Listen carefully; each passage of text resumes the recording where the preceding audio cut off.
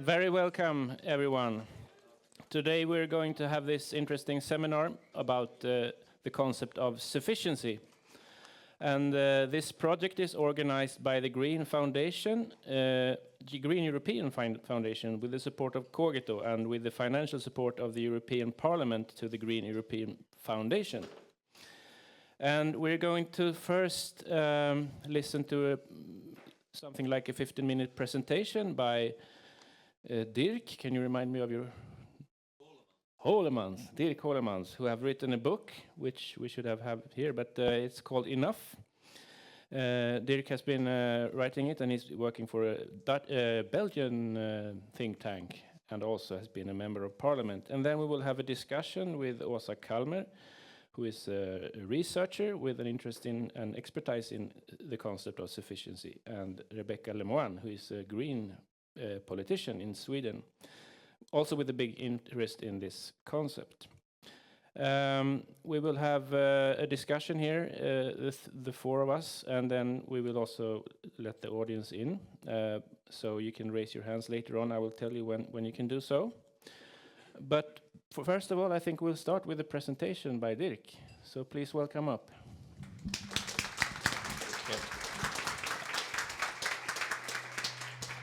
One thing more. My name is Mikael Malmaeus. I'm replacing Isadora Vronsky, who couldn't be here tonight. So if you thought I was Isadora, that was not me. Okay.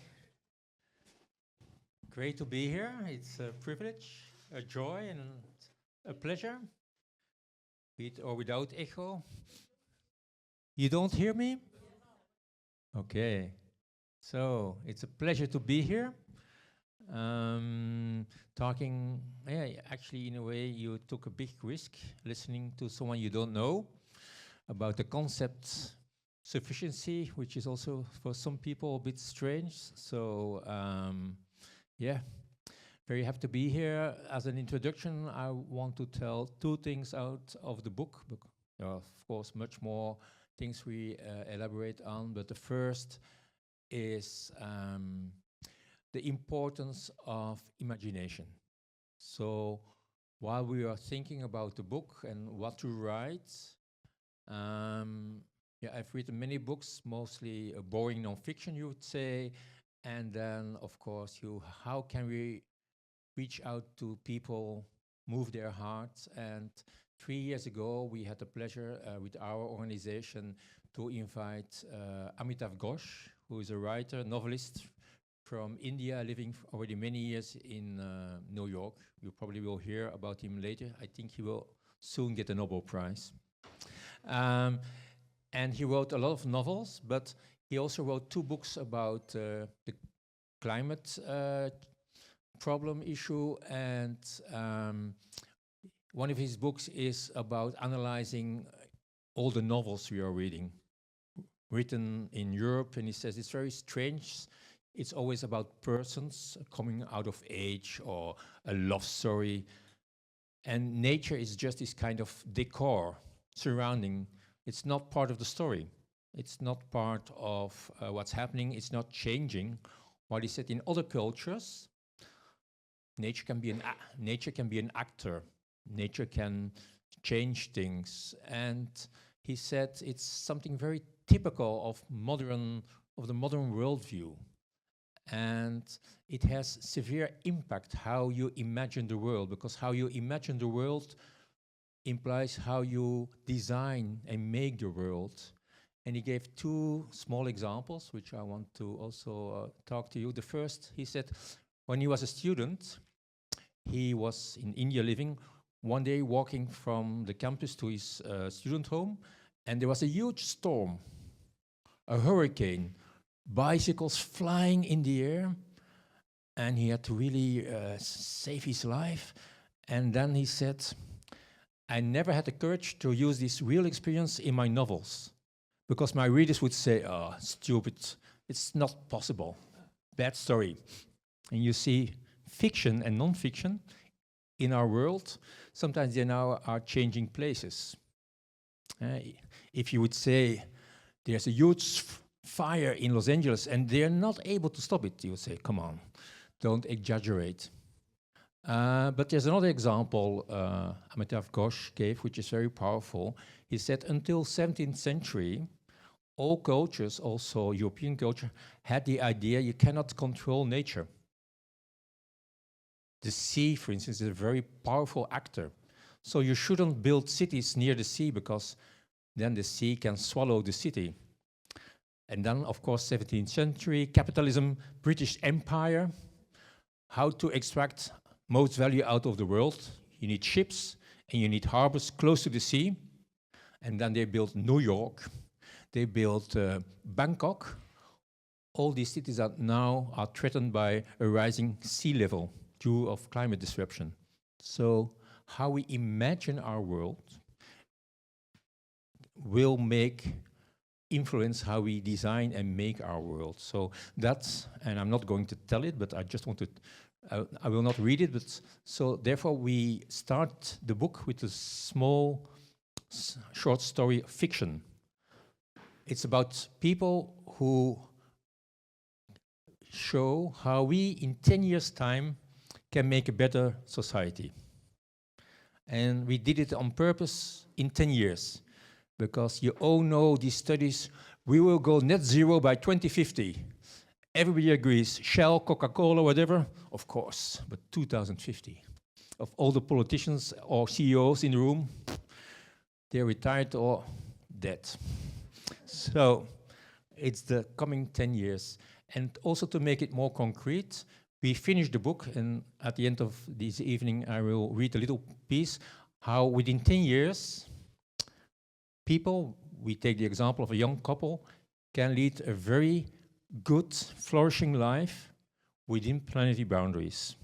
So I think this is something we should really embrace. It is possible within 10 years to build another economy.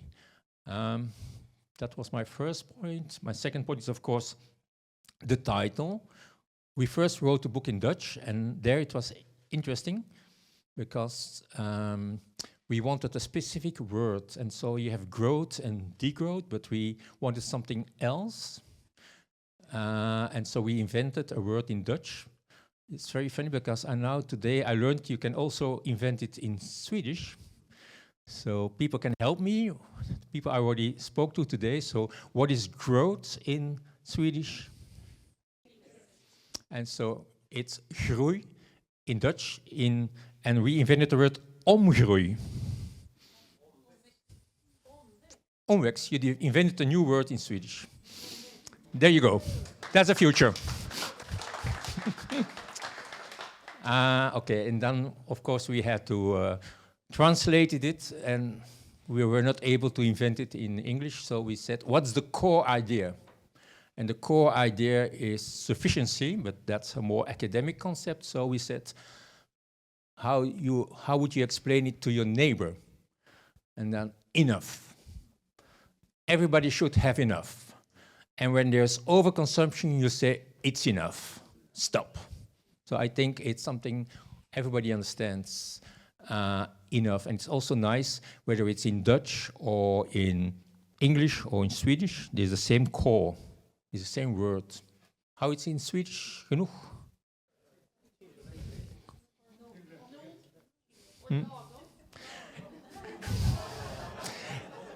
What is very interesting is in my language, Dutch, you have the word genoeg, enough, but it refers to an old saying, when people have eaten, they say, I have enough, but it's a positive, satisfying way of expression. Thank you, I have enough. And we also have the saying, it was een genoegen, it was a pleasure. I'm really thankful. And so this is kind of, I think, meaning we should incorporate again. We have enough. Wow, thank you, it's nice. And so we have to build an economy that is based on enough, which means we have to put basic needs first again. Not all the preferences that advertisements are telling us day and night what you need, and then you have to go and buy them, and you are 10 seconds happy, and then you are 2 days very unhappy, because you go to the shop in the high street, and there's this new type of smartphone. I said, I really want it. Wait, really will make me happy. You buy it, you go outside, and there's an advertisement. Within 2 weeks, there's a new model. Oh my God, I'm old-fashioned. So this rat race, we have to stop it. And so an economy of enough starts from the premise of what are basic needs, and the basic needs of everyone. Therefore, we have to design provisioning systems. We have to provision what is necessary to have basic needs on the one hand, and of course also tackle overconsumption, because these two are coming together. And so, for instance, if we look at the system of mobility, we don't have to provide everybody with a car, we have to provide mobility. How to be mobile, to get where do you want, see your friends. And so, how to provide enough mobility within planetary boundaries. That's the way how I got here from Belgium. Good public transport. And of course also motivating people to self-organize, share cars, share bikes. And this is of course a totally different story than the transition of the mobility system will be changing all cars on diesel to cars, electric cars. Then we forget that how are we then solving traffic jams? We are not. Do electric cars have wheels? You have tires. What are they made of? Rubber. Where does it come from? No. Trees. Plantations. We are still cutting forests in Cameroon, countries like Cameroon, to produce our tires. How many tires a year we produce? You can't even imagine. Do we recycle tires? No, we don't. So just one example of this totally crazy system. And so what I told about mobility, we should do the same for housing, for energy. And so the crucial thing is that we tackle the question, how much do we need to satisfy our basic needs, not our wants? That's really, because I don't know whether it's here the same, but in Belgium, we have a crazy system. If you are very rich, you can have 5 swimming pools in your garden. And if you pay for it, you can fill them all 5 with drinking water, and you can heat them in winter. So in theory, there's this principle, the polluter pays. In reality, our economy is the payer pollutes. And so there are no limits. So this is something we really have to change. First, look at basic needs. Everybody needs drinking water. We cannot afford to have everyone have this big private swimming pool in his garden. And so I think that's the way to move forward. And I didn't take, how many minutes I'm already talking? Something like 10. 10, oh, I have enough time to continue. Great. And so I think the concept of provisioning systems is a very good lens to look at the economy. And again, provision, it's a fantastic word. It comes from Latin, provision. You look in the future, but you provide also something. So, for instance, I want to go hiking in the mountains tomorrow. I think, okay, then I will need a backpack with some food and a raincoat, and I already put these things in my backpack. So provisioning is looking what do we need as society, and how are we going to organize that, and how to organize that. Therefore, in the book, we work on the concept of universal basic services. I think this is key. And it entails 2 different things that are complementary. It's public services. It's the responsibility of the government to take care of its citizens. So we need public health care. We need public transport. But if you only follow that line of reasoning, you end up being a socialist. And I'm an ecologist. So next to these public services, we have to embrace and stimulate the self-organization of citizens, whether it's in mobility, sharing cars. On food, it's about collective gardening, working together, citizens and farmers. And for this, we have to also have other mindset. So there's a lot of things going on for decades about public-private partnership, but we should invest in public-civil partnerships. Governments working together and supporting citizens. Then you get another economy. To give a very concrete example, in a lot of countries, also in Belgium, we have a lot of citizens coming together, being not satisfied with the energy system, running on fossil fuels, and so they set up their own energy cooperatives, saying we will collect money from citizens, build our own windmills, solar panels, so we are not dependent on the market price. And this, I think, is crucial. Certain things we should get out of the speculative market. And so, for instance, in 2022, there was the crisis with the war, and the energy price went up a lot. And so energy price is one price for all European markets. And so people in Belgium that had to buy electricity from a private provider, they had to pay 500 euros extra. I, as member of the cooperative, I didn't have to do that because the price of my electricity comes not from the market. We have our own windmills and solar panels. So it's also a form of freedom and of security. Questions are a bit later, but we have time for questions, no problem. And with this I want to end. It's one chapter of the book. We need other economic institutions. We need commons, we need cooperatives to take economy back in our hands. That maybe can make a small profit because they have to, of course, stay alive, but they have a societal goal. And it's the societal goal that is first and all for these enterprises. Cooperatives are one example. We should take basic parts of our economy, like food, like energy. We should decommodify it partly and take it in our own hands. So we provide more security because we control it, but it's also more freedom because if you then pay a price, whether it's for your electricity or for your housing, which is lower than the market price, maybe you can go working a bit less and choose what you want to do with this liberated time. And so that's maybe already a nice thought for you to think. What would you do with liberated time? Thank you.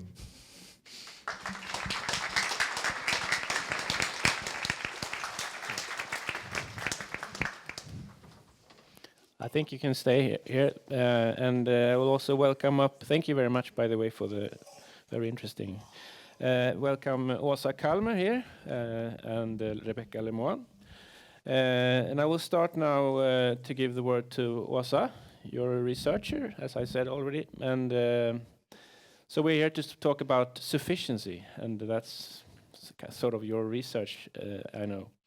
So what's your can you tell us a little bit more about the concept and what do you think about the concept from your perspective?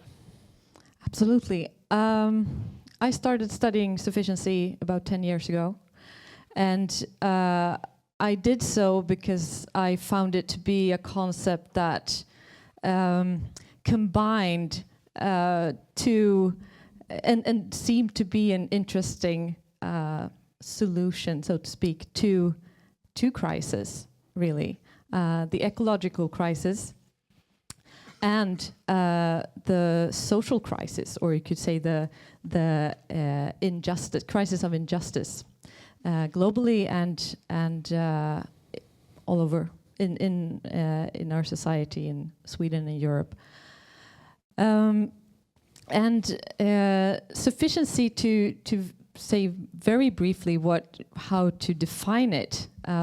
It was defined by the IPCC in the sixth assessment report in 2022 as a way to provide well-being for all within the planetary boundaries. So it's very much having to do with limits. How do we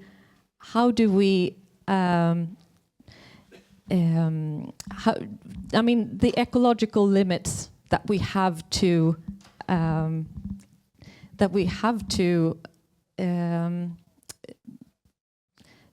respect. We have to respect the ecological limits, but we don't today, right?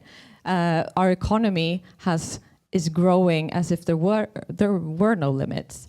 So how do we make the ecological limits? How do we make societies that mirror the ecological limits? Those planetary boundaries needs to be reflected in limitations on human activities, really. And it's about enough. It's about what can be enough, and it's about how everyone can live well or have the opportunity to live well and to secure their basic needs within the planetary boundaries.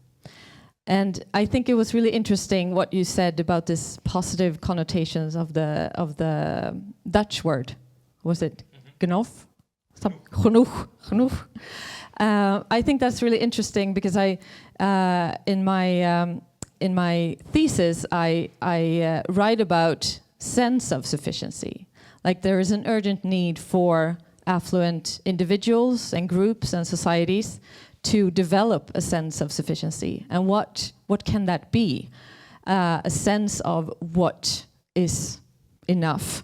It's enough that the way we treat the ecosystems, the way we treat the natural world, the way we treat other human beings that are being exploited in the name of the affluent consumer societies.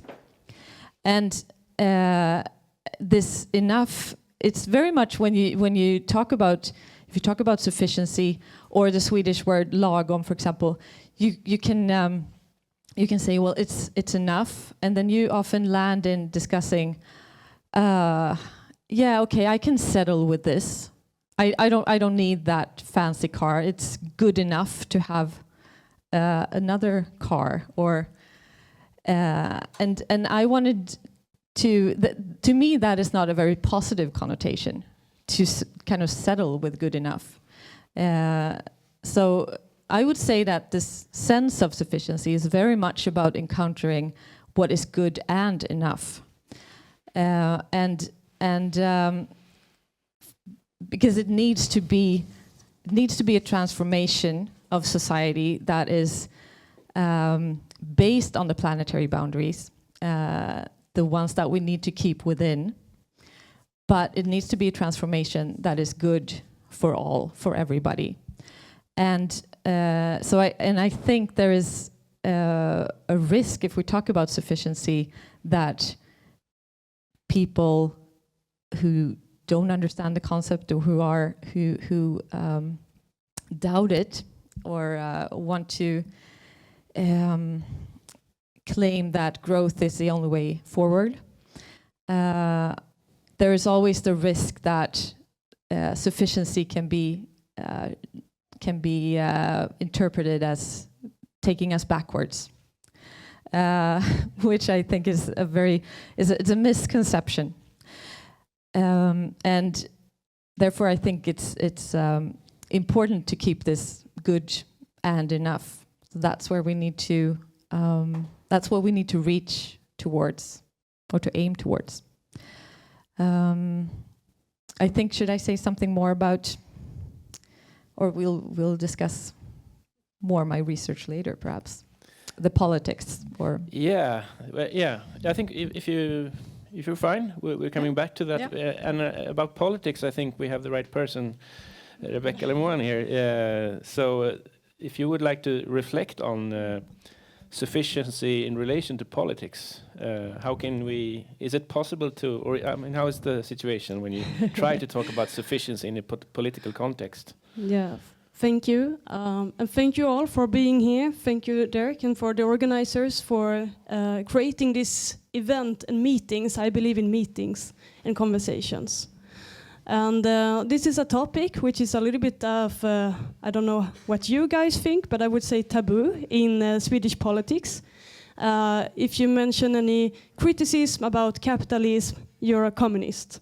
And if you mention any criticism about this economic growth, then you want to take us back into the caves and live in the history. So, and as a politician working with this, sometimes maybe you can be considered as naive, and the debate is not really ready, I would say, unfortunately. But I really believe in conversations and meetings such as these. And I think that all of us here tonight have a responsibility to kind of share this knowledge and conversation and make them more mainstream. Because if we can make it more mainstream, it will be more powerful when we mention any kind of criticism against the current system, which is broken. And the more times people hear this message from more and more people, different people with different arguments, it will be faster and easier to see anything as a change. Because the change, we talk about these goals, 2050 and it's not happening, it's all fake. And it's goals we agree on, it's not what it's about. How do we reach these goals? It's maybe I sound a little bit skeptical, yes I am, but it's so much about greenwashing right now. We are pushing so much responsibility into the global south and into the future, and other people will take responsibility and do something. And from a political point of view, working in the parliament, I'm very frustrated about so much communication is going to the individual instead of upwards. Because it's the people in power, it's not so many people actually, who are responsible for the most of the share of emissions, but also the transformation from biodiversity into monocultures and such. So yeah, let's imagine something else. Let's maybe imagine the smell of a forest, and I don't mean any monoculture, I mean a real forest. And the sounds of the birds and the silence in between. And the feeling you get, probably, it's something that makes you calm and happy and satisfied in a way. Think about a shopping mall. Wow, so many possibilities there, right? But I don't mean we have to choose between, like in this black and white way, but what we're doing is we're feeding our world with shopping malls and consummation. It's consuming the nature. So let's imagine that these forests are actually there.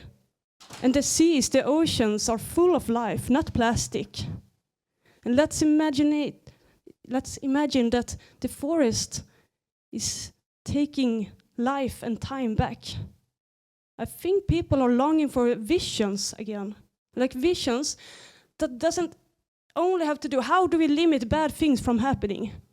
But how do we create a magic place again where life can thrive and people can meet, and we will have more power closer to ourselves, not the big companies. And now it's springtime, and it's a beautiful time to hear all the birds coming back from other parts and maybe learn their different sounds. And I just encourage you, if you're not all bird watchers here, to just start to learn some few, maybe just a few different sounds from the birds. And when you walk outside, you will notice that it's not like outside is outside. Outside and nature is integrated with us. And these are beings. Wow, many of them have traveled from Africa back to Sweden, to your garden maybe. And if we do and think more like this, that the surrounding, which you mentioned, Dirk, in the books and in visions and in stories, is not just surrounding, it's life. And me, speaking also as a mother, I think life is magical. It's joyful. It's hopeful even. And I don't really want us to stop only with the human beings, but all the other beings can actually make our lives more happy, I would say, and more rich in a way that doesn't just count the money or monetary values. So now in springtime, start to learn your fellow species just a little bit, just maybe 3 or 4 or 5. And that may give some extra happiness and extra thoughts about what is important, what makes us happy. So I want to end this by saying that the visions that we're aiming at could be make life richer, make place and give time back to nature. And it will also be something that makes us more happy, because we are longing not to just limit the disasters, but to give something back. I think many people want to be part of something positive again. And what do we have to sacrifice? What do we have to sacrifice? Maybe not exploiting as many parts, maybe not overconsumption in the rate and the pace that we're doing, maybe not organizing economy like it's a pile of waste that comes out of it. So I think that we can try to have both these thoughts, that what we are doing with the economy doesn't really make us happy, but it takes away the possibilities of life. On the other hand, life is richness, and biodiversity richness can make us more happy, and being part of a society which gives something back to ourselves, to other fellow species, and to the future generation, that could be something to actually long for. And I think it's time for those visions, and I think it's really crucial, and it's about time to have these discussions. Thank you.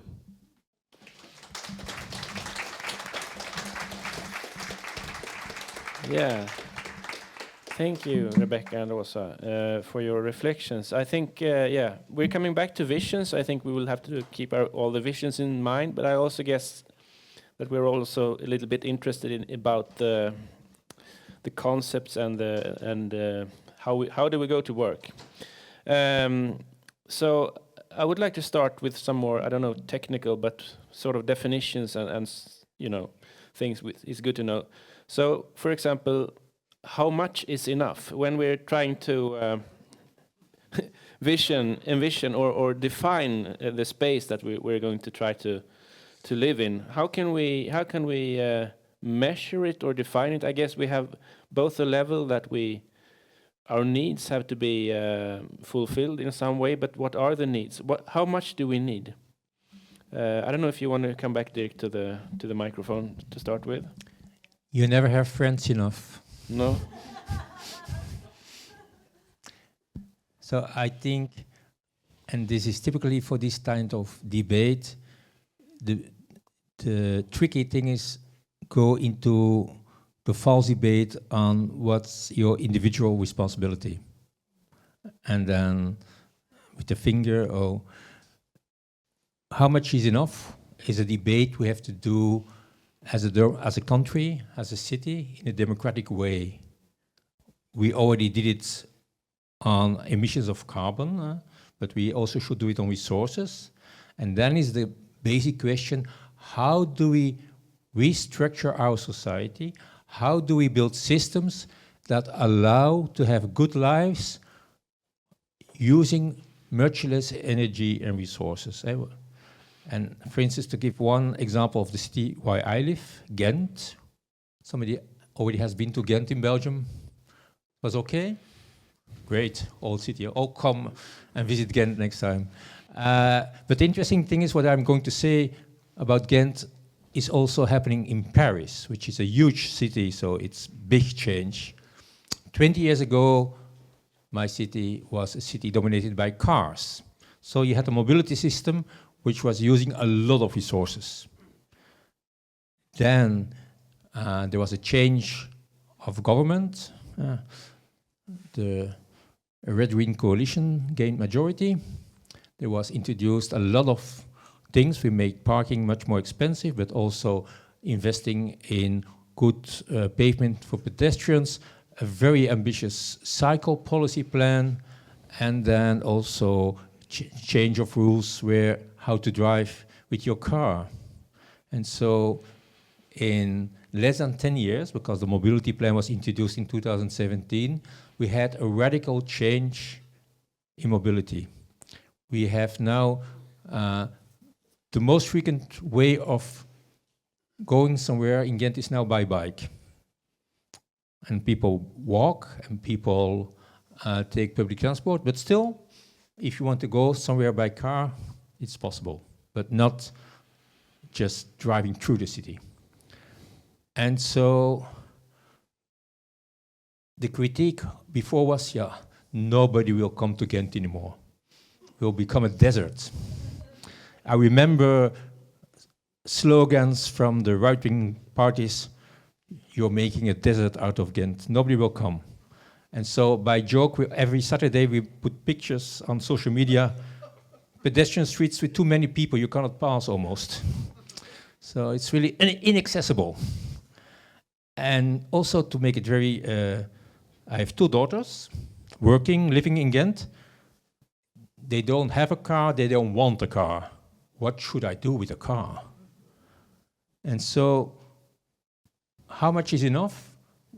We were able, and we still have to do more, but we have been able to change the mobility system using much less energy and resources. Well, I think we have even more mobility. And so I think systemic questions you have to answer at a systemic level. You have to provide ways that people can live a flourishing life using as little as possible from nature in the end. And the same goes for housing, the same goes for energy. So maybe we come back to that later, but so we should discuss the concept of freedom. Is freedom sitting in your chair and thinking, what shall I do tomorrow? Not being aware that the surrounding environment stimulates you to do certain things, allows you to do certain things, or makes it impossible. Maybe the debate on freedom is, how do we take control back of our life world? So the life world enables us to live a good life. So do you agree? And do you think that the sufficiency should be defined on more on a systemic level than on an individual level, or do you think? How do you think? What would you say about that? I think it can be defined at all levels, but I think this is a really interesting thing, because in today's society we have freedom as consumers. We don't really have freedom as citizens or as active members of the society in the sense that you mentioned. But I think the question of how much is enough, it can definitely. I agree that it shouldn't be answered at the individual level. I mean, we know that the earth cannot take what we consume now. I mean, we have kind of passed enough. In Sweden, we need 4 planet Earths if everyone consumed as we do. So I think the question of how much is enough. I mean, we have boundaries that we must keep within. We must kind of think about those. And then of course, I think what is enough, as you said, needs to be talked about, discussed. If we are to keep within these boundaries, okay, so how do we set the limits for our consumption? Which consumption is possible within those limits?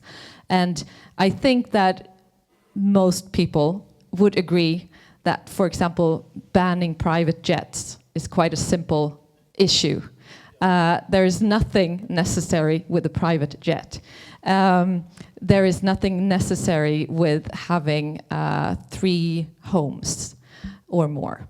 You can set kind of those. You can set limits to excess consumption quite easily, I think, by public deliberations, but that needs to be discussed in a democratic way. And then, of course, when it comes down to, okay, so what can we as a city, what space for consumption do we have here in the city? How big is our carbon budget, or how big? What do we need to do to decrease our ecological footprint? It will. I mean, of course, there needs to be a lot of mathematics in this, which I'm not the expert in, but I think the donut economy is a good place to start. For example, setting the boundaries. Yes, setting the outer limit to the planetary boundaries, and the inner limit of the donut, the kind of social foundation that we need to, with all the basic needs that we need to fulfill for all humans. And then, of course, we need to think of all the non-human beings. And I think how much is enough is a difficult question. Yeah. But I would like to add also that I think sufficiency is also a question of responsibility, very much, that falls on the affluent individuals, but parts of the world, groups and societies. The bigger responsibilities on us to kind of step back, to deoccupy the too large space that our lifestyles demand today. So that's one way of putting it. Mm-hmm.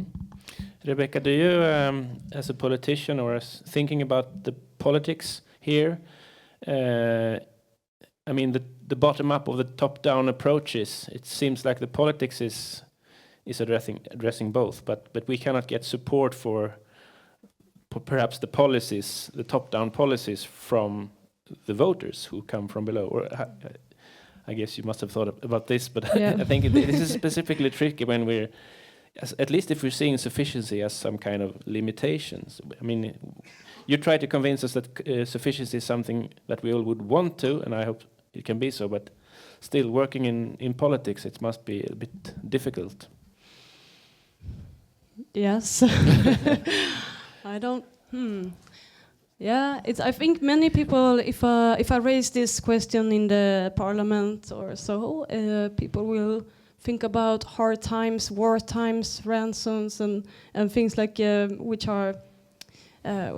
You think something bad will happen, or it's something you will ask for the public or the people, which will be kind of painful to do, to put on a proposal with sufficiency, for example. It's not a very positive reform, or how you can rephrase it into something more popular. And I liked what you said about freedom. About freedom for whom exactly?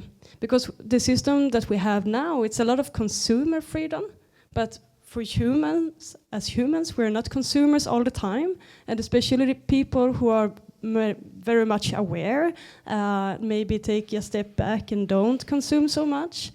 The society and the economy is not built for those people. And also, like, our food systems are taking resources, a lot of resources, putting in huge pressure on other countries and on other species and animals, of course. It's not freedom for the animals, for example. It's not even freedom for the people living in fields which are a lot of poison in them and directly affected about this. So freedom for whom? It's very narrowed down to the consumer in a very rich context, I would say. Not for those who produce it, not for the people who will come after us, not for the cows or the pigs or the hen or whatever. So it's a very narrow definition, or maybe not even defined, just doing this business as usual in a very, very big scale. And well, this is something that we really should address. Morally, I think it's important, but also these planetary boundaries and the donut economy, these principles, I'm a huge fan of them, but what does it really mean? Because now, today, well, we can agree, maybe on a level higher up even, about the principles of donut economy and planetary boundary, but what does it mean? Because we do have a government in Sweden who says those things are so nice, and they don't see that this is exactly what we need to do something about in Sweden, because they are claiming these myths about Sweden have decoupled, and Sweden is a forerunner in these topics. So what does it really mean? And even for a municipality or a local level, well, there is an exploitation plan here, and this forest is being threatened. What should we do? Well, it's just this forest, it's just the local forest, it's not like a rainforest, no. So it can't be that important. But we don't know where the boundaries are actually exceeded or not. It may be that typical forest, but we don't know. So this is kind of abstract when we say donut economy and planetary boundaries, and even the carbon budget, which is very concrete in some way, and the ecological footprints, but they are all voluntarily. It's like something we can think about. It's a nice principle, but I think for something to happen, it needs to be forbidden to exceed these kind of limits, and they need to be defined somehow. And it's not easy, but it's what needs to be done, actually. And we have a long way to go, I can say. But I think I have to be positive and hopeful that people are also demanding this or seeing through this system, because it's so much, how do you say, fluffy words and so little action. So I think that if the party leaders, for example, would speak out and say these kind of things, people would also, I hope, applaud them and say, yes, that's the way to go. It's not easy. It's not going to be popular at Wallenbergarna or other mighty people, the elite. But we need to do this change, and we know it somehow, deep down our hearts, that this is what we need to do. So big support. I hope that would be the response. I want you to nod now,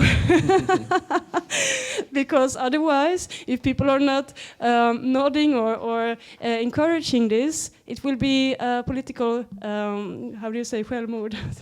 Suicide. Yeah. So, yeah. Please don't leave me hanging, and please let's do this together. Yes.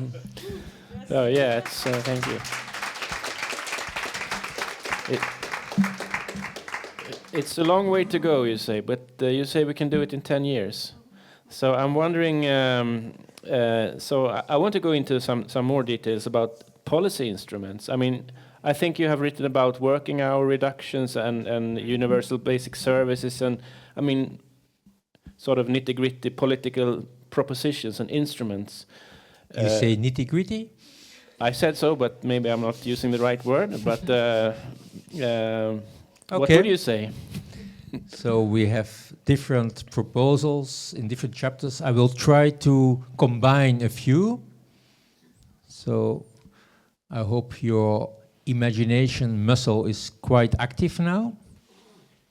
So only maybe a few years ago, if you bought something, you only had a guarantee of 6 months. Then, at a certain moment, the European Parliament decided we have a guarantee of 2 years, which is now, which means that, for instance, I have here something I use when I go running, and this watch is rather new because the one before After 2 years and 1 month, it broke. I went to the shop and I said, what to do? And they said, we don't repair old models. So what we need as a first step, and it's already, there's a lot of debate going on, and have made decisions already in the European Parliament, but to put it bold, imagine we decide as a political community that all stuff you buy, you have a guarantee of 5 years and a guarantee of repairing of 30 years. By the way, this sounds really ambitious. The first washing machine of my mother lasted 40 years. So what's radical? Anyway, imagine all the things you buy for 5 years, you have full guarantee, and they all have a repair guarantee in 30 years. Then we only need half of the energy and resources for all the stuff we buy. Okay, hold your horses, you will say. Then we will have to produce less, and so there will be maybe jobs lost.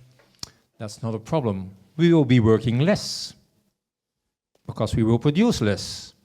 So maybe what would be a radical reduction in time? How much was the average working week now in Sweden? 40. What's radical to go down? 20. 35. 10. Interesting. So 20 is very interesting because there's an English-based think tank, the New Economics Foundation, who calculated how many time you need as a couple to have a decent life combining job, family, household. And they came up with 21 hours working time. And then you have a decent life. Great. So imagine all the stuff we buy lasts much longer. We only work 21 hours. Then you will say, small problem. We will earn less money. There, of course, if we have to buy less, we need less money. So that's already part of the solution. If then also, as society and government, we provide accessible and affordable universal basic services, we are making a kind of what I call a spinning wheel, where changes reinforce and accelerate each other. And that's how we can do a lot in 10 years. For give another example, and these are all propositions which are very feasible. It's not science fiction. The OECD has been working last years on a fair tax for corporations worldwide, at least 15% on the things they do in each country. If we would implement this, we would have a lot of more fiscal income, and so a lot of more money to fuel the transition. So there are already a lot of measures or proposals, and if we combine them, I think this change can be done in 10 years. And maybe just to answer also this working time reduction, 40 to 20, it's very nice, but it's normal. The grandparents of my grandparents, they worked 70 hours, and they went on strike to go from 70 to 40. So 40 to 21, it's just logic.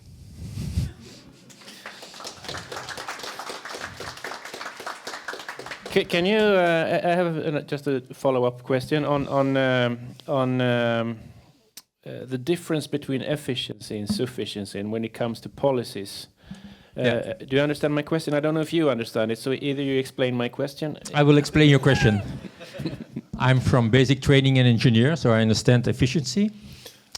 So efficiency is doing more with the same input.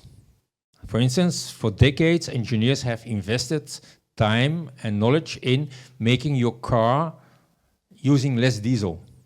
When I was a kid, the car of my parents, they used 12 liters. And when it drove faster than 120 hours, it made a lot of noise. Now there are cars using only 5 liters of diesel, and you can drive much faster. That's efficiency. You also can now, a freezer needs much less energy than an old one. But taking the example of cars, two things happened. The first thing is cars nowadays are bigger, heavier, having a lot of options like air conditioning, and so the overconsumption of your car is much less than the efficiency made at the level of the engine. Second, of course, there are much more cars. We're all driving more kilometers, so the overall impact is zero. That's what economists call the rebound effect. So if you make something more efficient, in a way it's cheaper, then we will make more use of it. If a company can produce with the same amount of energy more cars, they will not say we will keep the level of energy use and produce less cars. No, they will make more cars. And so this is efficiency. We need efficiency, we need efficient cars, we need efficient freezers, but it only makes sense when we add sufficiency. How much cars do we need as society? How much freezers do we need? And so you need both. You need technological innovation to have the most efficient apparatus, cars, printers, whatever. But how much do we need? In an office, does everybody need a printer? Or maybe we share one big efficient? So always the two together. Yeah, so I guess you can agree that most policies today, not the ones you suggested, but the ones more commonly, environmental policies, they are engaged in efficiency more. I mean, you promote, even like recycling is using the more efficient use of materials, but it's just an extra source of material unless you put some limits on the extraction, I think, or I know. I mean, I think no, it's this true. is it's why true. we need to. Why is there so much focus on efficiency? Because you don't have to question our capitalist society. You just say, you know what? You can keep on buying every 4 years a new car because it will be more efficient. No, you have to buy a new car because your old one is using too much diesel. But how much energy was and resources were needed to produce this car, and where does this car goes to?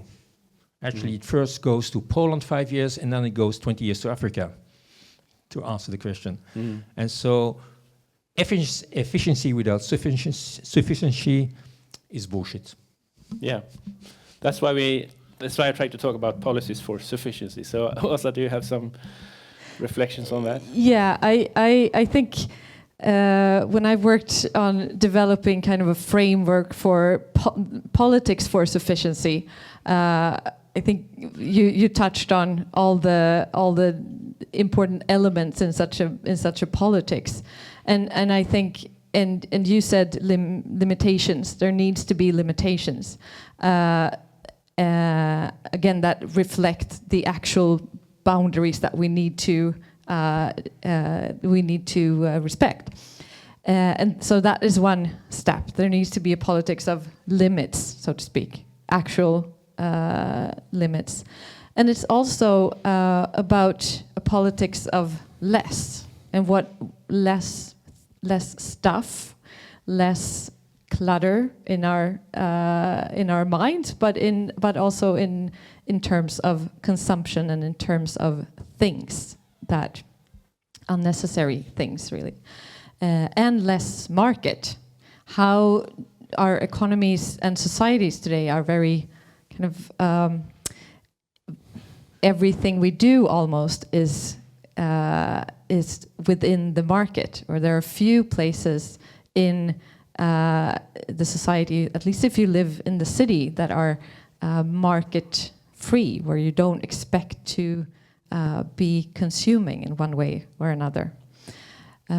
So freeing spaces for other ways of or being outside the market is a very important element in such a politics also.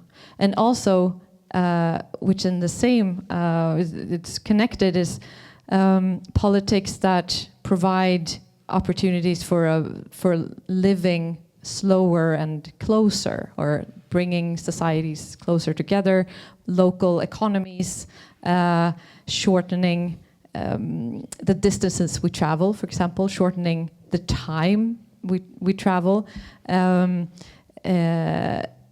promote train travels instead of long distance flights is one thing. And then one very central aspect is that if a politics is supposed to,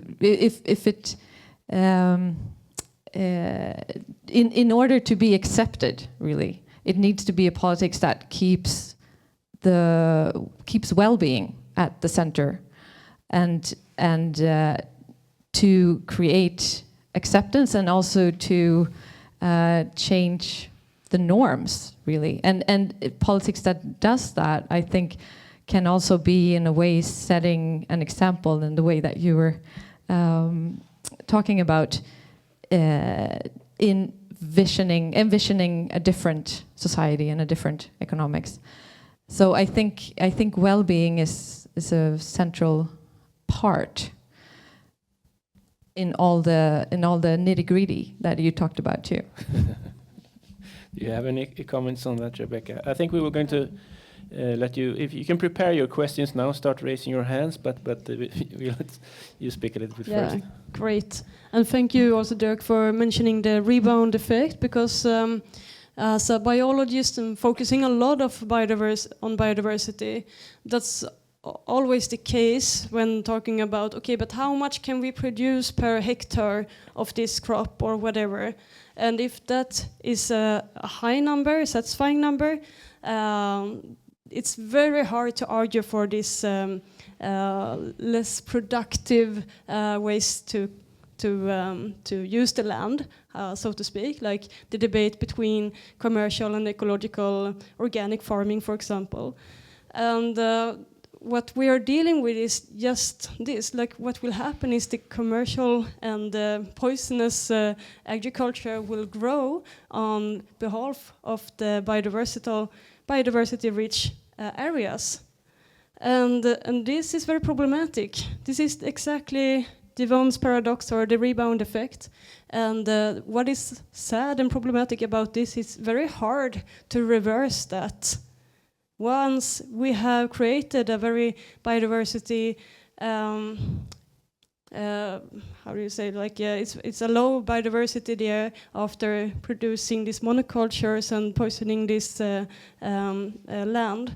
It's very hard. It will take a lot of effort and time and money to try to make it biodiversity rich again. So when talking about biodiversity, it's the direct enemy of capitalism, I would say, and combined with the demand of growth. And also to reflect on what you said was about the well-being being in center.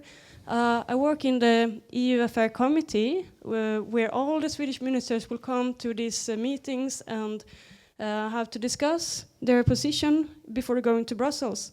And we had this stand, or the Swedish government had this stand in a strategic paper or something like that.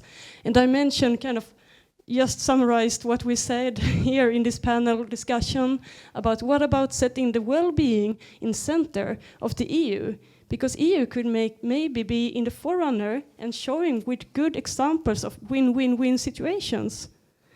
And the Prime Minister said, like, that's a nice philosophy.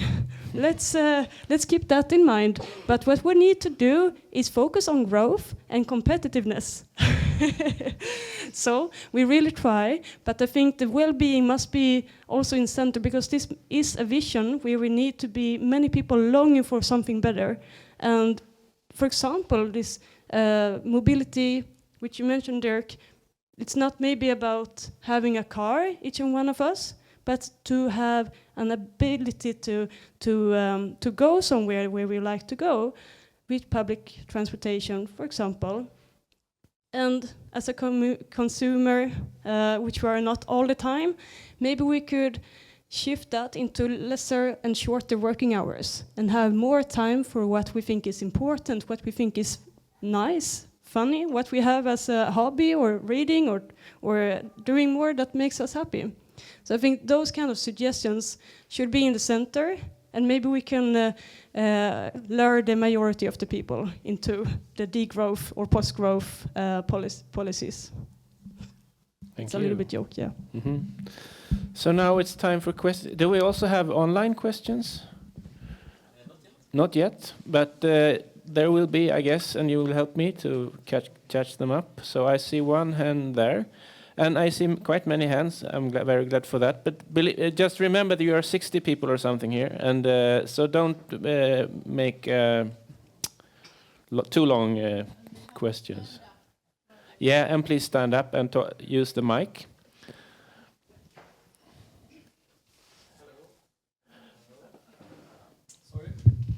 Hello, hello. Yeah, my name is Hannes. Thank you for a nice conversation and presentations. I thought of two things. You talked about limits, like it's something new that we're proposing. But I think many people are experiencing limits on their everyday lives, like hard to find somewhere to live, food prices, and like, you know, austerity in the public sector and anything. So maybe you can talk about that this is maybe the opposite that we want to do. We want to, like, and I'm glad you mentioned commons. Like, that's about creating abundancy, right? So like more things that are for free and that are governed together. And also I thought about when you said there's a difference between efficiency and sufficiency. Maybe on a macro level, it's not, because if you're sharing stuff together, then it's efficient, right? So maybe say there is no difference really. And then there's a question, and that was about how can we, because all the time there will be like traditional economists that will say, okay, sounds nice, but it's not possible. The financial system would crash or something like that. So how can we like reverse this monopoly of opinions that it's only economists that are experts and take it back to the ground so we can all take part of these discussions and dare to do that? How would you do that, do you think? Okay, maybe we can reflect on the first question and then we can see. Yeah. Well, first of all, thank you for the suggestion. It's indeed, if you look at a more meso of macro level, sometimes the most efficient way is doing it in a sufficient way. So I'm thinking about people living in a building, sharing washing machines and stuff like that. So that I think that's really a very good remark. Thank you. The other thing is that about how to say build this other narrative. I think it's already happening.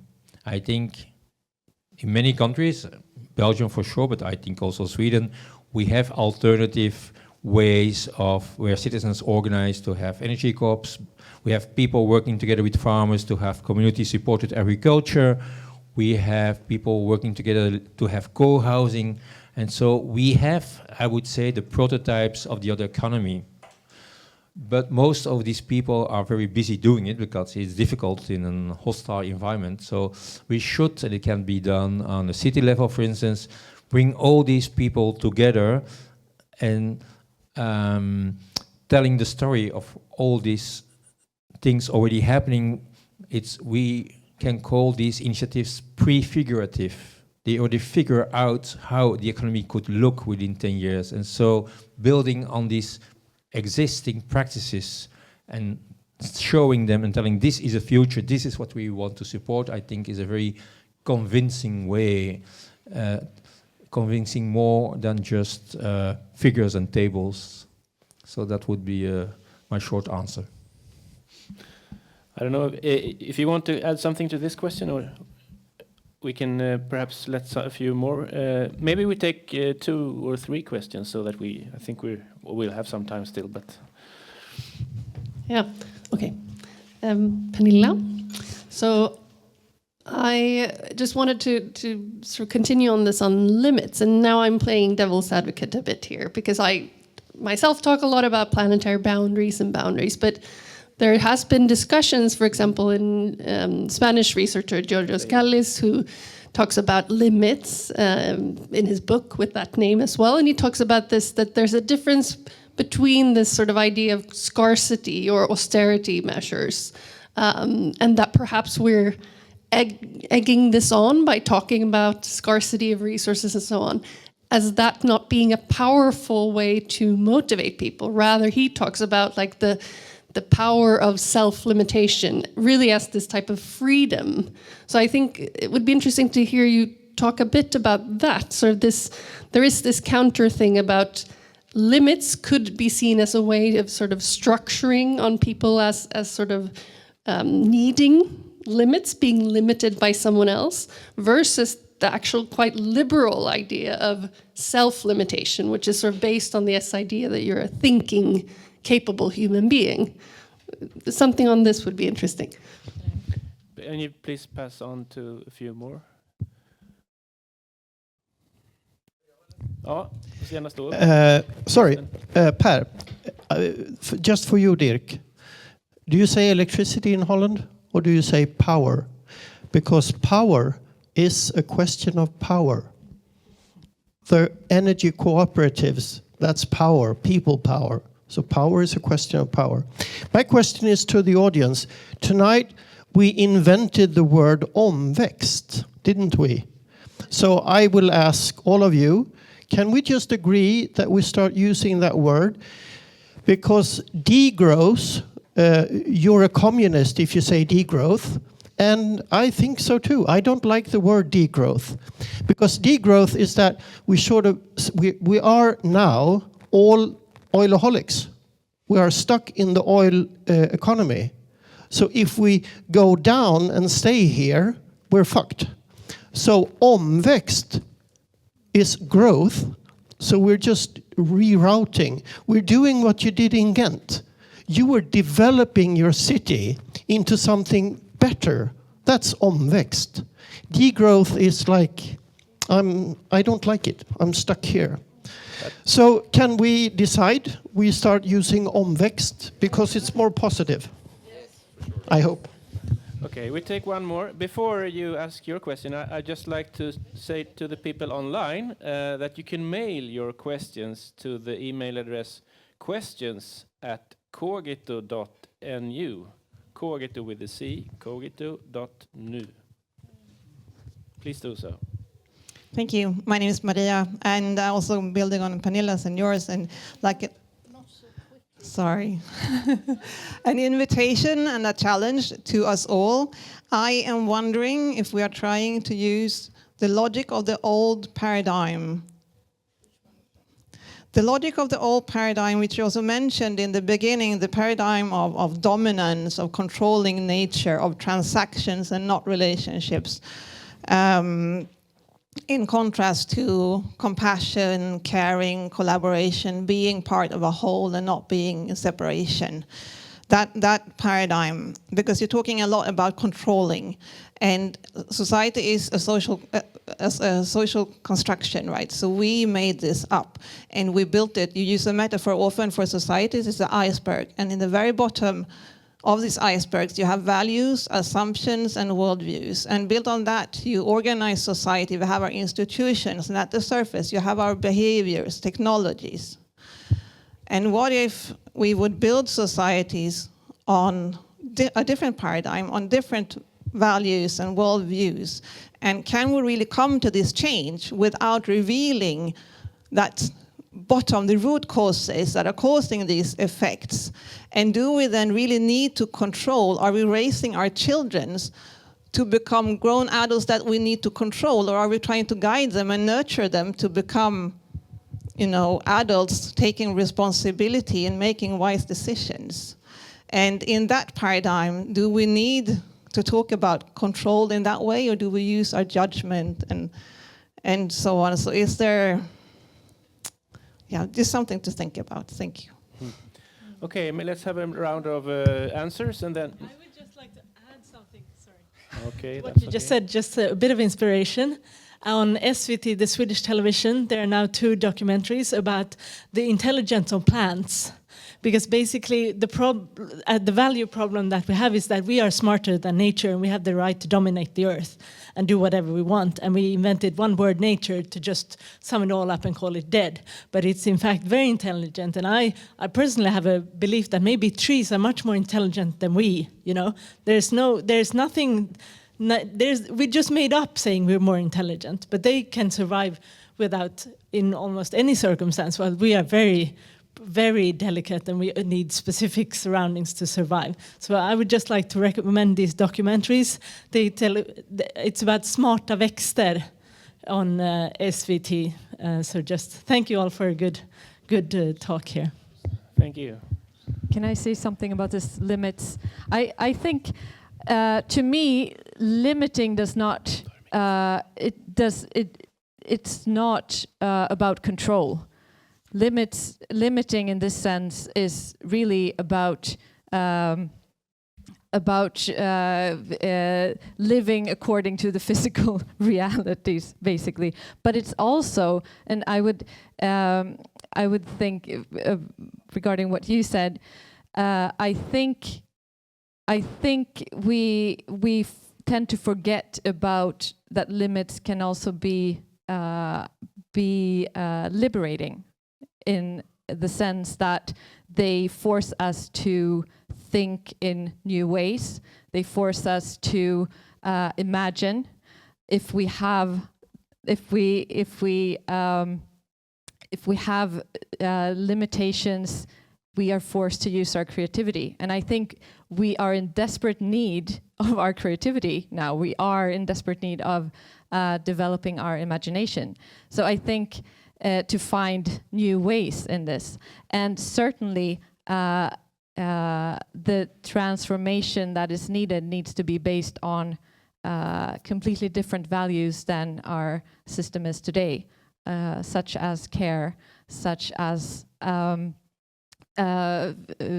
non-anthropocentric values, like the humans not being at the center of the economy, nor the society, nor our worldview. So I think those are thank you for raising those issues. Yes, and thank you for raising these topics and these questions and this documentary. I will watch it. And I just agree so much about what you're saying, because the paradigm that we are currently in, which is setting the norms and creating the laws and everything and the economy, it's built upon this idea that we are the living intelligent life, and then we have other kinds of life that we kind of ranked in a very strange way. And I don't agree with this kind of ranking or the power bound to it. So I am a promoter of rights of nature, and I'm trying to also work with this in the parliament. It's a little bit like this taboo level of omväxt, which we agreed on. But I think it's crucial, because I think that's why we're also using nature as dead objects. Like, we are using the nature as bricks in order to build our society. So this dominance, this world dominance that we are kind of playing, it's not right in morally or ethically or even scientific, or it's not even sustainable in the long run. So I think we need to do this shift, a paradigm shift of how we're viewing our fellow species and other non-human lives. And I think we can build upon that, because then there will be more, I think, built more on empathy, and also for a much longer perspective. Thank you. Would like to add something on self-limitation. You cannot go on a diet in a candy shop.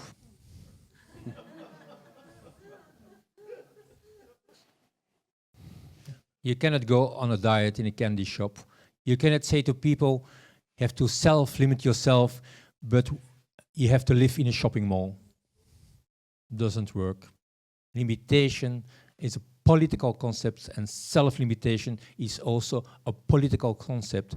30 years ago, when I would have been here, I would not seen the people in the back because it would be blue smoke. Everybody smoking. And so we realized that being free ourselves of toxic smoke, that's self-limitation for more freedom. If we in my city made the center car free, it's collective self-limitation for more freedom. So that's, I think, is the way to define and talk about self-limitation. It are ways to decide collectively to have more freedom. And that's the way I think we should discuss it. To go again back to the example of the candy shop. In Belgium, more and more candy shops and junk food are established around schools. And research has shown that the more of these junk food shops there are, the more young people eat it. So what we're going to do, say to these kids, behave well, limit yourself, or let's get rid of these junk food shops. That's the political question. Yeah. Do we have the microphone somewhere? Or maybe I can read it, so you can keep it. Okay. No, you cannot, because it's time for a question here. Yeah, you're welcome. What would be the first step or action or decision or regulation Europe has to make to get towards the degrowth? I don't know, maybe omväxt. In practice, is it useful to work on it as a country, or is it only useful as Europe, or even on a larger scale? So I guess that's kind of the question, if it's possible for a small country or a small part of the country to do this, or do we have to go up on a higher level? What do you think? Yeah, I think both of the levels are important. The EU can, of course, do many things, but also I think in this sense, a lot of the value would be in communicating the future and the path to the future. What kind of visions that the EU is signalizing is also important. But then, as a nation, you don't have to wait. You can switch focus from this growth economy.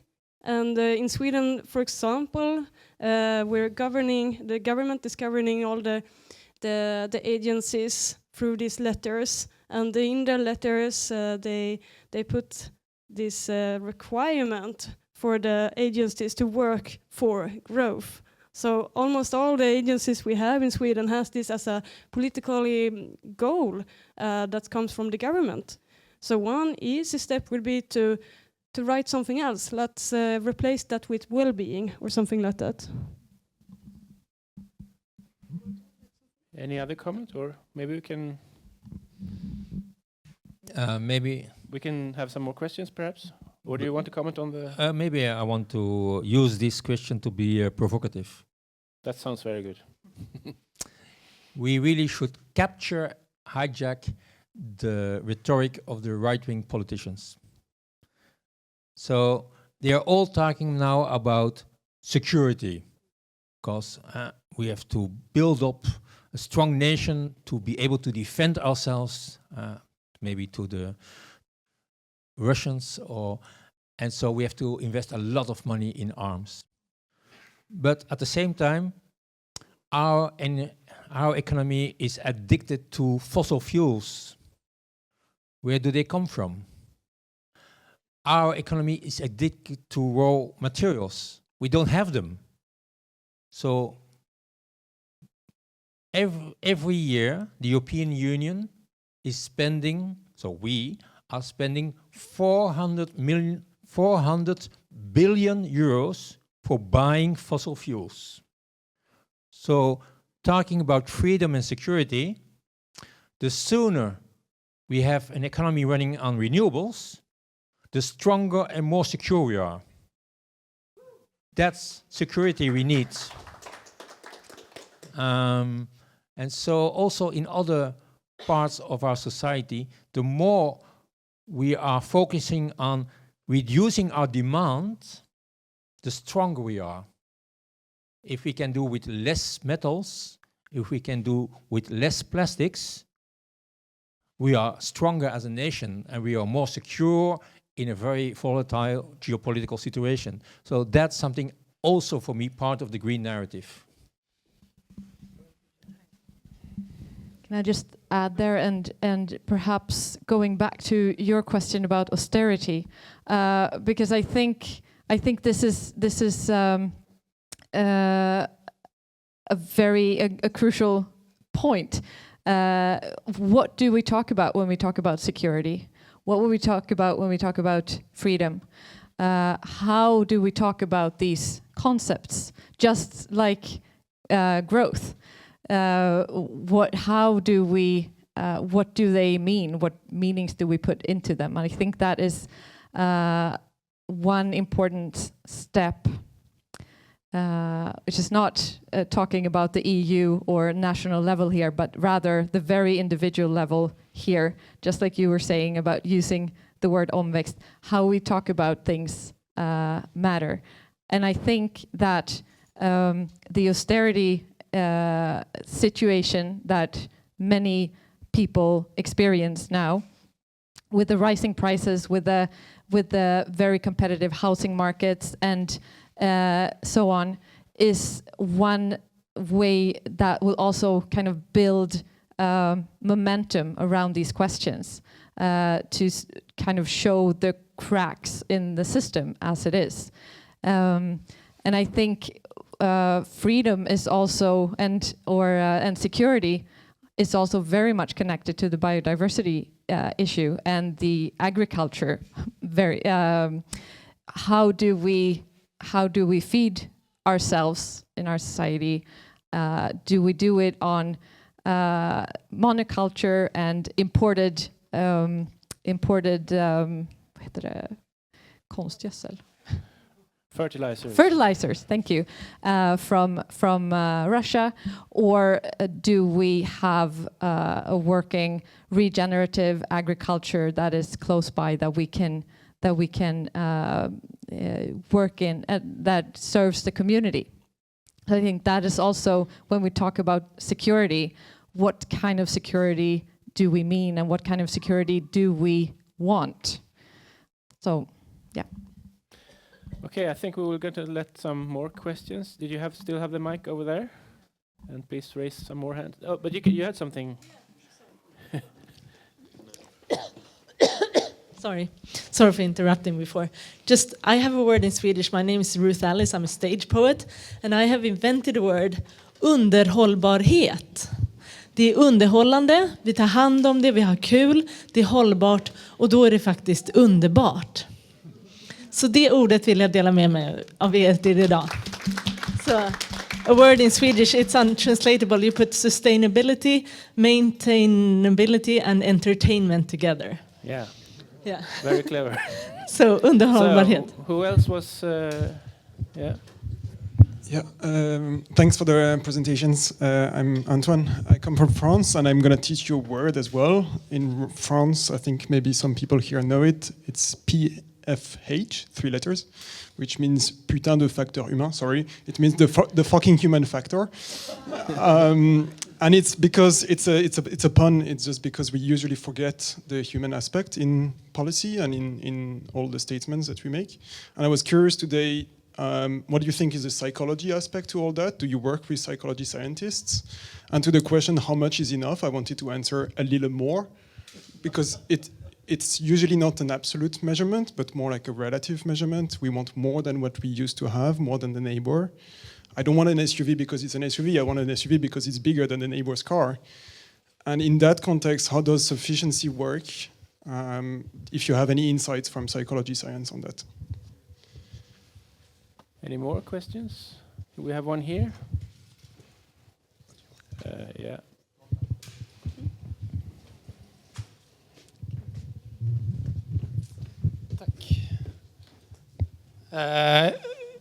Super interesting question, and maybe this is a totally different question. I don't know if you can combine them. My name is Martin. Thank you for the seminar. I was so intrigued by the story about LA in the beginning of the talk, and about what happened there was more strange, or more, it was hard to believe because it was so bizarre. Thank you. And then I saw like the best TV, the day afterwards, I saw the best TV show on national TV in Sweden. It's called Lilla Aktuellt. It's a news program for kids. And they always have something called fake. It's really nice because there was the sign, the Hollywood sign was burning. And the question was it fake or not? And that was fake. That was generated by artificial intelligence. So, yeah, and then we have Trump, and then we have the question, do you believe in climate change? You know? So I was thinking about the topic of truth. That we have to, it's not only to battle climate change, it's to battle the concept of truth. What's truth and science and so on. And I don't know if you can elaborate on that. It's a sort of abstract question. I hope you understand. How do we keep on fighting when the truth is challenged? One more question, yeah.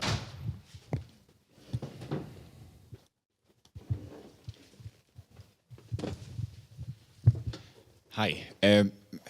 So you talk a lot about sort of shortened work weeks, etc. And I wonder how you factor in sort of the global economy and sort of the growth orientation in a globalized economy, and sort of how that transitioning to a sufficiency model in this part of the world will impact a revenue of this country and of us being able to meet our basic needs, and how we are able to do that in a globalized context, I guess, in a relatively accessible manner.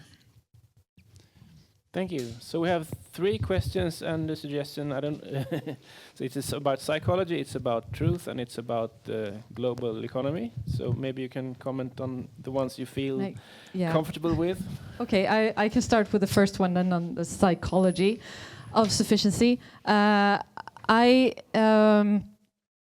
have interviewed many individuals who try to reduce their consumption, and very much I would say about the core of the psychology of this individual sufficiency, if you want to call it that, has to do with contentment, and to redefine what it means for oneself to feel content, or what is it that make you content, or what is it that and very often after a period of kind of getting used to a lower consumption, people start questioning what is it that I really need. Well, it's not the things that I used to buy on impulse, and then the bigger question becomes then, what is it that makes me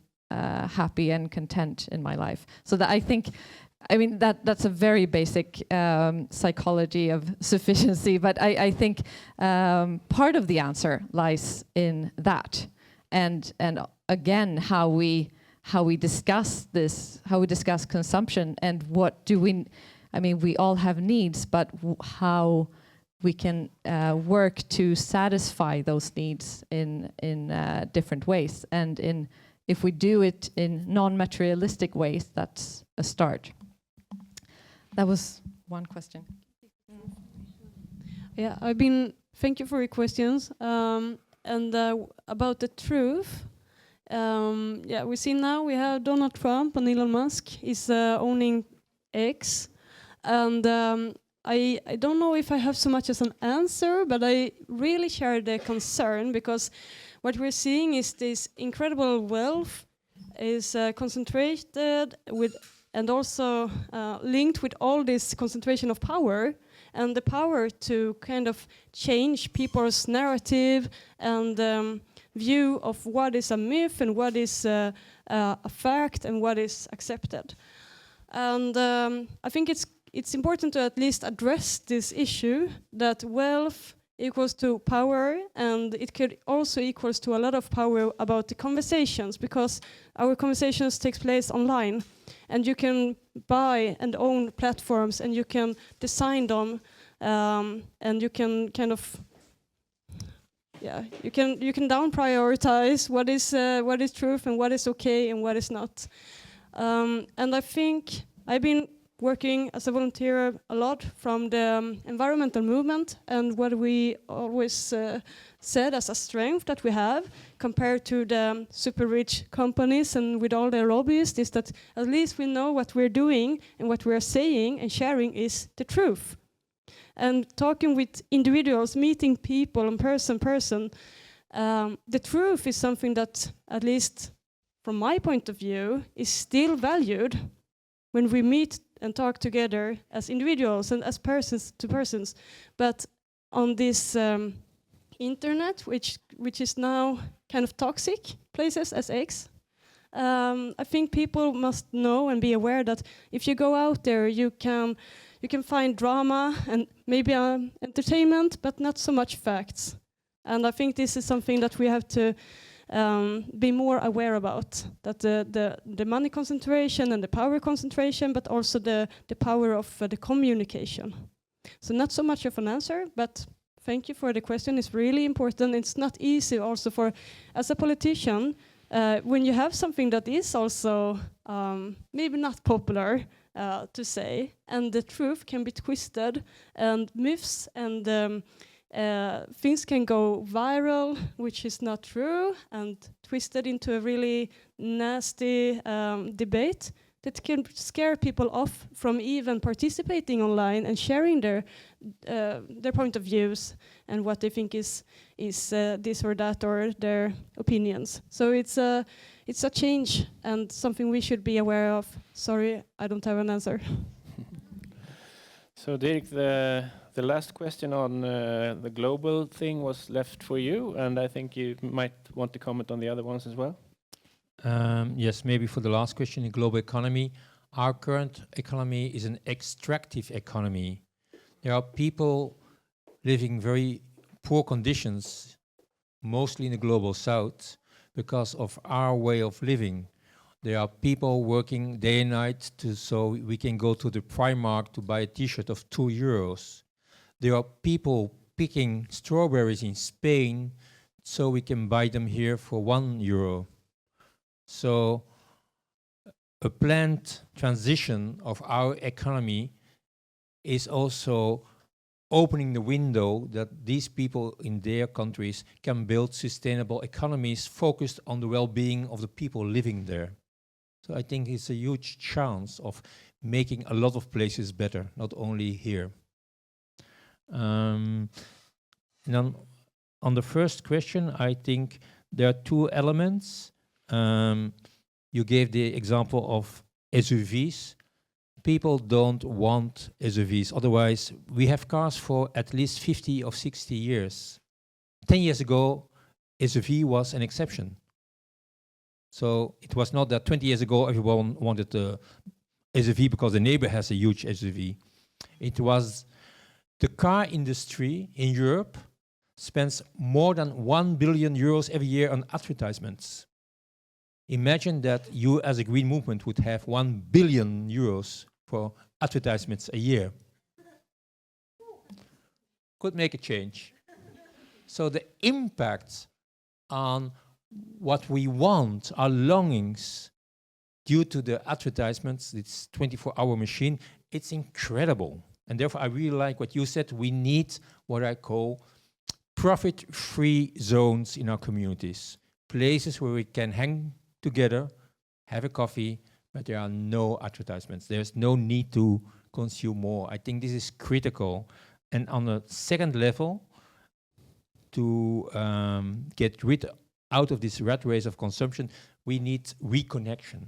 reconnection with each other, reconnection with nature. And I think there, in a very respectful way, we can learn a lot from other cultures.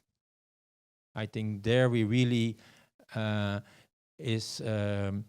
to give one example, a book I really can recommend is Breeding Sweetgrass. It's from an American professor who's combining scientific knowledge with indigenous knowledge. And so, for instance, she tells a story, if they go out in a forest looking for herbs, the first plant they find of the herb they want, they will always not take it, but they can, because it could be the last one.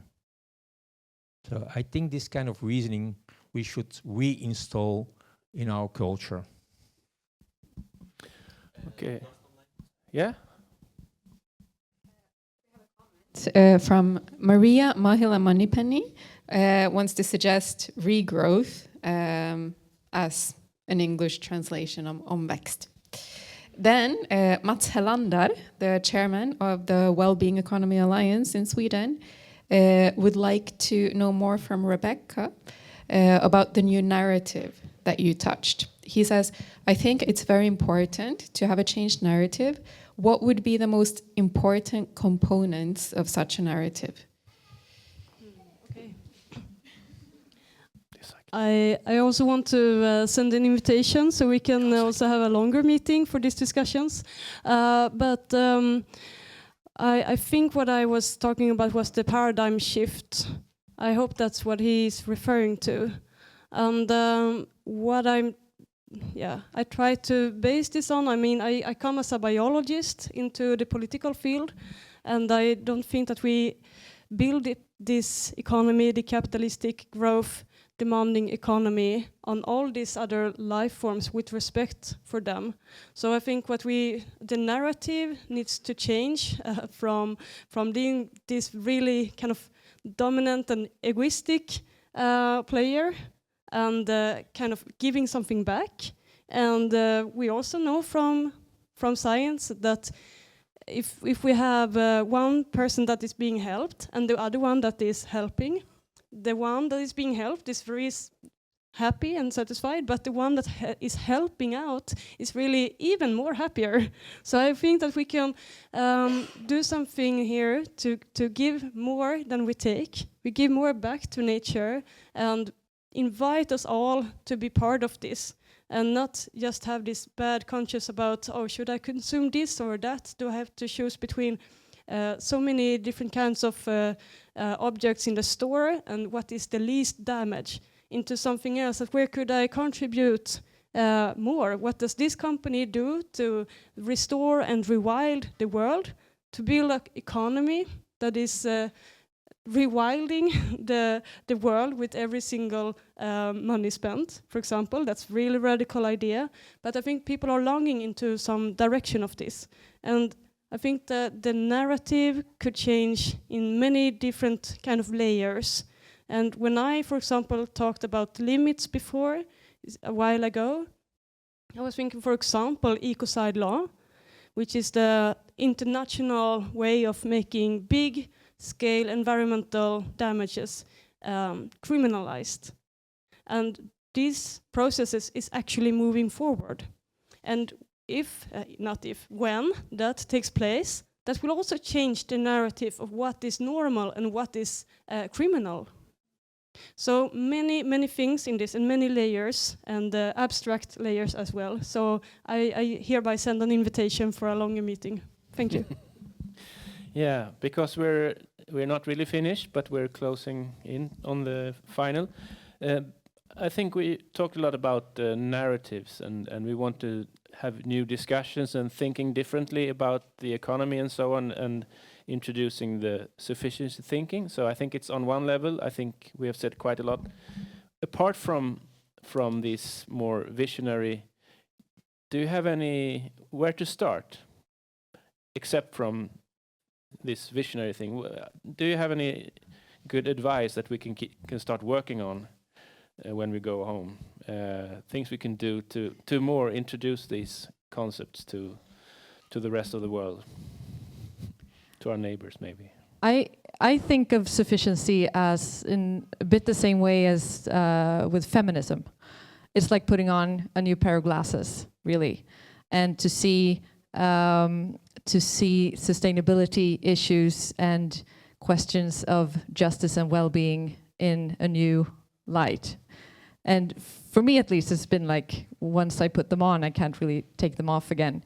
So that is one thing. Put them on and don't take them off, and talk with people about the new things that they make you see. And I also want to mention another dimension of the psychology of sufficiency, which is norms, really, the norms of society, and the norms that we shape together, that we can really where we can really make a difference in what we do and what we show that we do and how we talk about that. So and also something that I think is hopeful and that you also bring up in your book. I think this citizen assemblies is one place to start in cities and in communities and in on a country level. I think those spaces of talking about these issues and listening and deliberating together about how to what kind of activities should we allow and what can be enough in our society. That's a good place to start. Yeah, I think you will have the last word, so then we can... Something to bring home. Yes, share this knowledge and books and scientific papers, and please put pressure on politicians. They need it, we need it, and they need to know if there is a demand, if there is, that will make it more likable to go forward in these topics. And I think so much has been said during this time.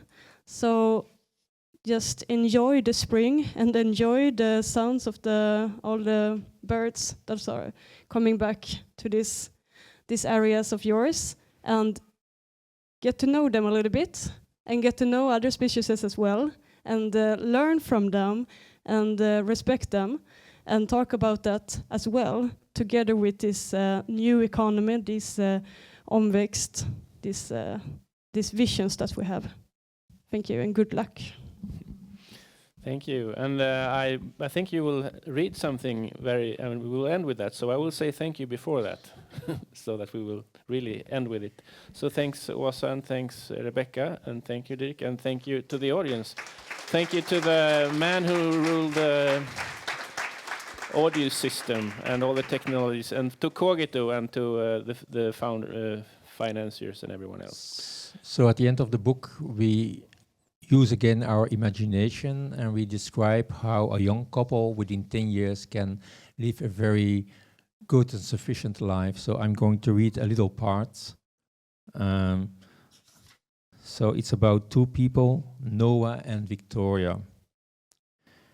It feels like ages since they both worked 5 days a week, not counting the overtime, spent a lot of money on rent, needed their own car to go to work, and possessed products that never lasted very long. In meantime, European Parliament has introduced a 4-day working week. But like many of their friends, Noah and Victoria have chosen to work a little bit less than that. So Noah works Monday to Wednesday, and Victoria Tuesday to Thursday. They also help out at the local parent cooperative 1 day a week. It's brought them into contact with lots of new people and gives them cheap childcare for their 2 children. Friday is a special day, volunteer day, of course, on a voluntary basis. Noah rolls up their sleeves at the collective farm, half an hour away by electric bike. The ecological farm focuses on growing locally on healthy soil, a good life for its animals and more biodiversity in and around the fields.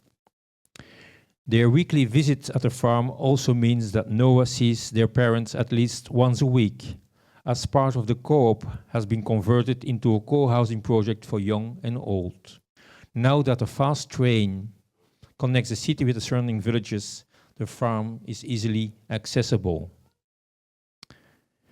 To be honest, these changes were quite nerve-wracking. What would it be to work less and therefore earn less? And who knows, be complicit in your own uncertain future. Victoria especially found this difficult. But now they both know that their lives are richer. In fact, they have more freedom and security. One crucial change came 4 years ago, when they moved into a wonderful and affordable house in an old factory, which was renovated by a housing cooperative. Now they have a secure tenancy for life at a rent which is well below market rate. Of course, Noah and Victoria's lives aren't completely carefree. The greenhouse gas emissions of recent decades will continue to destabilize the climate for years to come. Damaged ecosystems are recovering slowly. Not everybody they know has an affordable home.